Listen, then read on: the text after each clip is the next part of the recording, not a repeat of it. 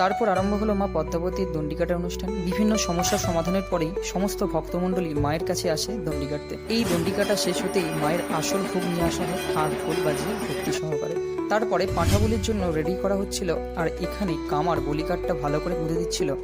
যাদের মানসিকী হাঁস ও পাঁঠা বলি দেওয়ার আছে তারা আস্তে আস্তে ভিড় জমাচ্ছিল। বলি শেষ হতেই মায়ের কাছে অঞ্জলি দেওয়ার ভিড় জমে। সারাদিন উপবাস রেখে মায়ের কাছে প্রচুর ভক্ত ভক্তি করে অঞ্জলি দিচ্ছে। মনে একটাই আশা, মা সব সমস্যার সমাধান করবে। তারপর শুরু হলো মায়ের পুণ্যপোড়া। সমস্ত আচার অনুষ্ঠানগুলো দেখার জন্য হয়তো ভাগ্য লাগে। কত ধরনের নিয়ম কানুন আচার অনুষ্ঠানের শেষে মা হয়তো তুষ্ট হন।